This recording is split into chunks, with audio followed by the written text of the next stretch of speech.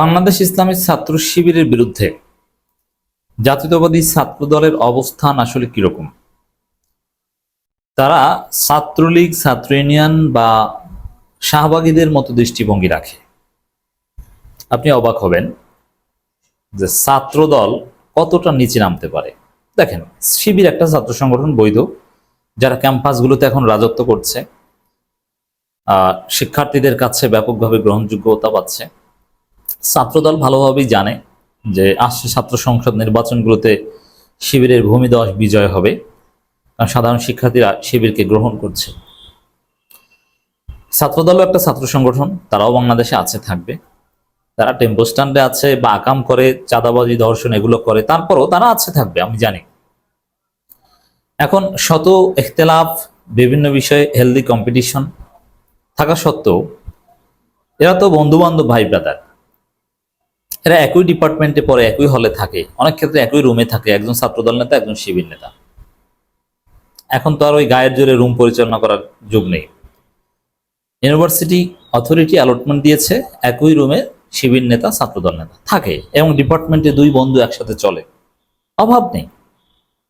যে পাশাপাশি বেঞ্চে বসে বা চেয়ারে বসে ক্লাস করে, পরীক্ষা দেয়, পরীক্ষা একজনটা একজনে দেখে লেখে, একজনে শিবির, একজনে ছাত্রদল। দিস ইজ রিয়ালিটি ইউনিভার্সিটিগুলোর। আমাদের সময়ও আমরা যখন বিশ্ববিদ্যালয়ে পড়তাম, আমরা কেউ ছিলাম একটা পন্থী, কেউ ছিল ছাত্র লীগ, কেউ ছিল ছাত্রদল, কিন্তু ডিপার্টমেন্টে আমরা পাশাপাশি বসতাম, আমরা গল্প করতাম, কথা বলতাম, একসাথে চা খাইতাম। কিন্তু রাজনীতিতে তিন দল, তিন দলের। বিশ্ববিদ্যালয়গুলোর এটা একটা কমন রিয়ালিটি। এখন যদি বলে কেউ যে না, ও তো শিবির, তার সাথে তুমি চা খাইতে পারবে না, ডিপার্টমেন্টে বসতে পারবে না, বসলে তাহলে তোমার খবর আছে। এটা হচ্ছে শাহবাগী চেতনা। ছাত্রলীগে এত নিচে নামতো না। ছাত্রলীগের ছেলেদের সাথে শিবিরের ছেলেদের বন্ধুত্ব হতো এলাকারগত দিক থেকে কিংবা ডিপার্টমেন্টের দিক থেকে। আমি জানি এরকম যে একজন ছাত্রলীগের কেন্দ্রীয় নেতা আর একজন শিবির করে, কিন্তু হলে থাকে না, কিন্তু এলাকার বা একই কলেজে পড়ে এখন বিশ্ববিদ্যালয়ে পড়ছে, ভালো সম্পর্ক, কোনো ক্ষোভ বা এগুলো নেই, কোনো আপত্তি বা কিছু নেই। মানে সামাজিক ইন্টারাকশন, মানে এগুলো অ্যাকসেপ্টেড ছিল। শুধু শাহবাগী আদর্শ হচ্ছে যে শিবিরকে ডিহিউম্যানাইজ করা, এদের সাথে সোশ্যাল ইন্টারাকশন করা যাবে না। এক সময় বাংলাদেশের এরকম কালচার ছিল যে আওয়ামী পরিবারে জামাতের আত্মীয়তা, জামাতের পরিবারে আওয়ামী আত্মীয়তা। মাওলানা মতিউর রহমান নিজামীর মেয়ের বিয়ে শেখ হাসিনাকে দাওয়াত দেওয়া হয়েছিল। শেখ হাসিনা আসতে চেয়েছেন কিন্তু আসতে পারেনি, কিন্তু শেখ হাসিনার প্রতিনিধিকে পাঠিয়েছেন। যারা জানেন না তাদেরকে জানিয়ে রাখলাম। এরকম হয়েছে, 90 দশকে কালচার ছিল। আওয়ামী লীগের বড় বড় নেতারাও তাদের সামাজিক অনুষ্ঠানে জামাতের নেতৃবৃন্দকে দাওয়াত দিত। এই কালচার ছিল বাংলাদেশে। আর বিএনপি জামাত তো একই রকমের ছিল, এরা তো একসাথে খেতে ঘুমাতো। সেই ছাত্রদল এখন এতটা শাহবাগী হয়েছে, শিবিরের সাথে সোশ্যাল ইন্টারেকশনের কারণে তাদের নেতাকে স্থায়ী বহিষ্কার করেছে। ছাত্রদলের এই আচরণ শাহবাগী আচরণ। ছাত্রদল যে শাহবাগীদের চাইতেও নিকৃষ্ট হয়েছে তার প্রমাণ হচ্ছে শিবিরের সাথে সোশ্যাল ইন্টারেকশনের কারণে ছাত্রদল নেতাকে বহিষ্কার করা। এই শাস্ত্র পর্যায়ে ছাত্রদল গিয়েছে, ছাত্রলীগের চাইতেও নিচে নেমেছে। এটা ঘৃণ্য কাজ, আমি তীব্র নিন্দা ও প্রতিবাদ জানাই। আমি আসছি সেদিকে, আপনারা অবাক হবেন যেগুলো কি কোনো, মানে তাহলে কি এরা এরা কি একা একা টেম্পো স্ট্যান্ডে একা একা থাকবে, ক্লাস করবেন? অবশ্যই এরা ক্লাস করে না। ছাত্রদলের পদ পদবি যারা পায়, এদের ক্লাস করা লাগে না, পরীক্ষা দেওয়া লাগে না, ডিপার্টমেন্টে যাওয়া লাগে না। অতএব এদের বন্ধু বান্ধব থাকে না, এদের বন্ধু বান্ধব হচ্ছে টেম্পো স্ট্যান্ডে। এই কারণেই সামাজিক ইন্টারাকশনের কারণে বহিষ্কার করতে হয়। এটা অশনি সংকেত, যেদের মধ্যে সামান্যতম গণতান্ত্রিক মূল্যবোধ এবং পিসফুল কোএক্সিস্টেন্স বলতে যা বোঝায় এরকম কোনো আলামত, এরকম কোনো মেন্টালিটি তাদের মধ্যে নেই।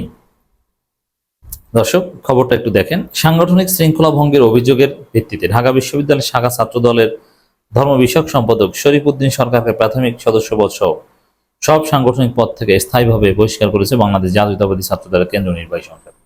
একদম বহিষ্কার, সাময়িক বহিষ্কারও না। কেন? আসছেন সেদিকে। কেন্দ্রীয় ছাত্রদল দপ্তর সম্পাদক মোহাম্মদ জাহাঙ্গীর আলম স্বাক্ষরিত এক বিজ্ঞপ্তির মাধ্যমে এ বহিষ্কারাদেশ নিশ্চিত করা হয়।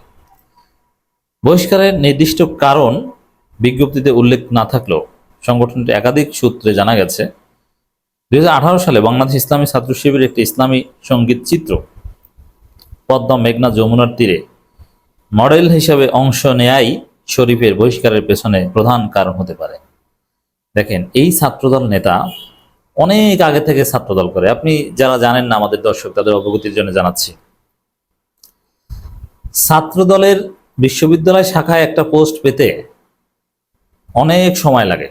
বিশ্ববিদ্যালয় ছাত্রত্ব শেষ করে অনেক বছর পর, যেমন আমার বন্ধু, সরাসরি আমার একদম ক্লোজ ফ্রেন্ড, ঢাকা বিশ্ববিদ্যালয় ছাত্রদলের সভাপতি, অথচ আমরা দুনিয়া ঘুরে এসে আমাদের বাচ্চারা এখন স্কুলে পড়ে। তাহলে বুঝেন যে ঢাকা বিশ্ববিদ্যালয় ছাত্রদল বা যে কোনো অন্যান্য বিশ্ববিদ্যালয়ে আরো বয়স লাগে, ঢাকা বিশ্ববিদ্যালয়ে কম বয়স লাগে। আমরা জীবনের একটা ধাপ অতিক্রম করে জীবনের পরবর্তী ধাপ অতিক্রম করছি, পেশাগত জীবনের একটা পর্যায়ে অতিক্রম করে এখন একটু আরামদায়ক জীবন খুঁজছি, আর এরা এখনো ছাত্রনেতা।